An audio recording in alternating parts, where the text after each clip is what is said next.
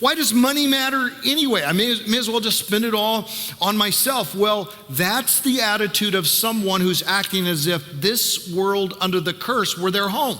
No, don't live for this temporary residence. Anything that you accumulate here, you're going to leave behind. Live for your eternal home. Don't lay up for yourselves treasures on earth, Jesus said, but lay up for yourselves treasures in heaven. They'll never perish. And when you die, you'll go to be where your treasure is, instead of when you die, you're leaving behind your treasures.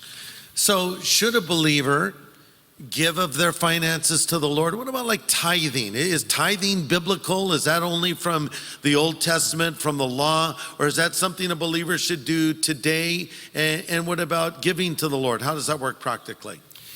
In my book, Managing God's Money, and maybe a couple of other my other books as well, I talk about tithing as the training wheels of giving. And what that means is that in the Old Testament, God called upon his people to practice the tithe. There were actually 3 different tithes, but one of them would be roughly equivalent to the church, because it was to the priests and Levites as their spiritual leaders and representatives. And so they were to tithe, but it was never all they were to do, because there were tithes and free will offerings. That's throughout the Old Testament. Free will offering isn't new in the New Testament. And in the New Testament, there are free will offerings, but a lot of people say, yeah, but are we under obligation to tithe? And the way that I would put it best is that just do what God taught his old covenant people to do, to start there. Don't finish there. Don't act as if that's the pinnacle, but just start there.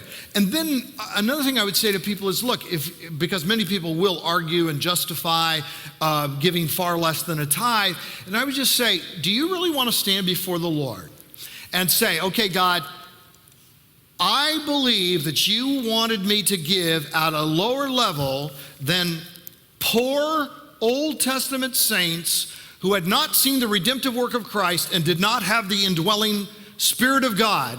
And then I, redeemed by Jesus Christ, having seen his sacrifice for my sins and living in the wealthiest country in human history, felt free to give less than you called upon the poorest saints in Old Testament times to give. If you think that argument's going to fly at the judgment seat, more power to you. I actually don't. That's just my opinion.